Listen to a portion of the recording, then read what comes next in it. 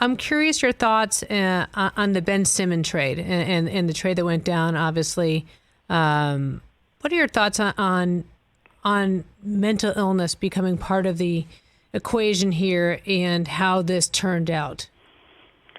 Well, Suzy, I spoke about it a long time ago, and I wrote a book and talked about the issues I face in my life, and most of the issues I face in my life are how to deal with my emotional issues. And my goodness, I've lived, like a lot of people, some really dark moments in my life, and I don't know what sets it off, but going back to some of the things I saw as a kid, which were not conducive for loving, nurturing families, it was really difficult for me. And Suzy, just yesterday, now I don't know why yesterday, but yesterday I had one of the worst days of my life yesterday. It was, something that comes and goes, obviously for athletes to have to cope with it. In a world when people, the first thing they think about is how much money they're making. That has nothing to do with how you feel about yourself. There's a lot of times I felt like a failure as an athlete because we are almost like teasing the fans of Los Angeles. Lost 8 out of 9 times in the finals, and that's the time that you just kill yourself to perform at the highest level, and everyone says, well, you do it for the franchise. No, you don't. You do it for your teammates and also the fans who support you. And it doesn't, the franchise benefits from it, okay, the enormous success. But there's such a personal feeling for me that you never deceive your fans. You never keep teasing them. And listen, we've all been teased in our lives in a lot of ways.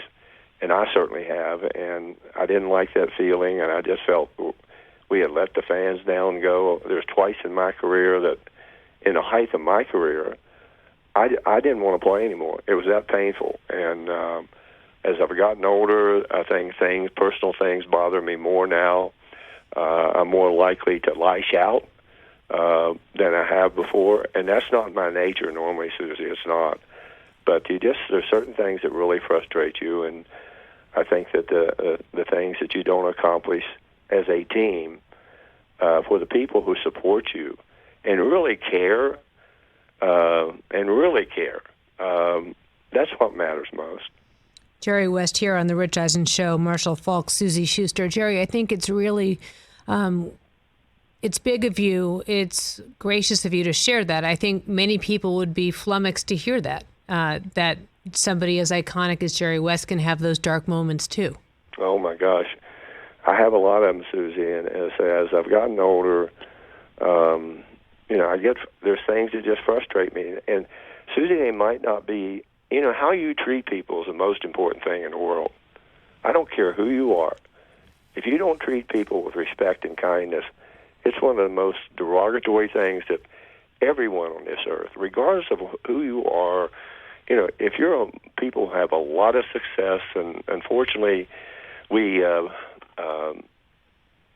look at success and say, well, that person got a lot of money. It has nothing to do with it. Giving of yourself, and my goodness, I wish in my life that I would have been able to make the kind of money these people would do.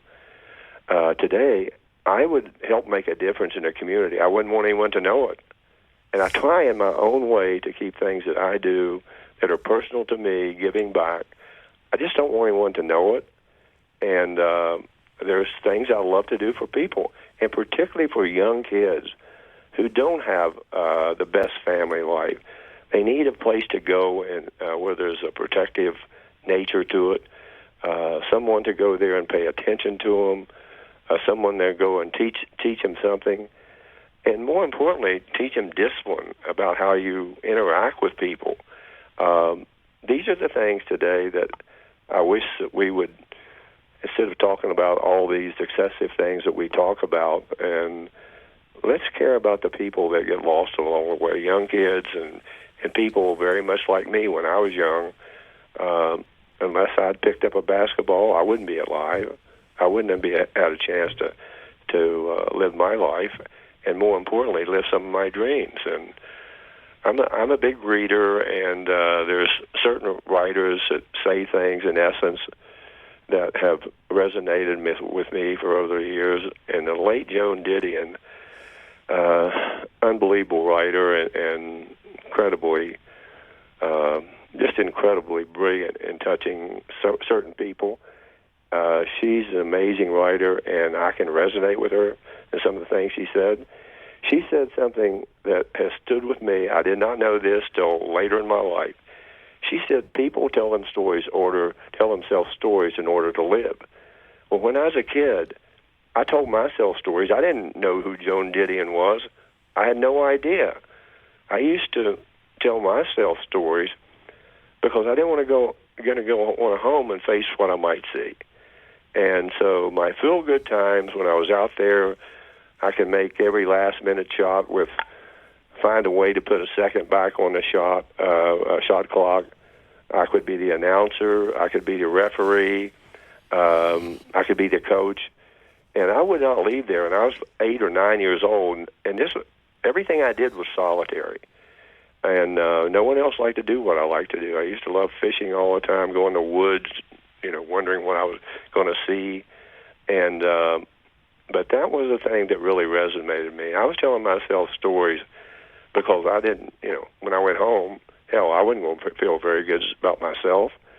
And I've often felt that was kind of a stepping stone for me in my life.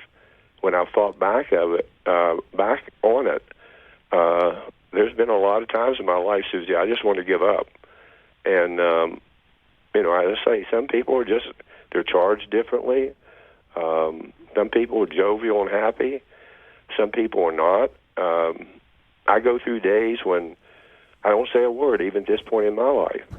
And it's because I'm in one of those dark places, and I've seeked help before, and frankly, it doesn't help me. I can't find what I would find a peaceful place sometimes. Hey, you watched all the way to the end. Thanks for that. Watch more right here.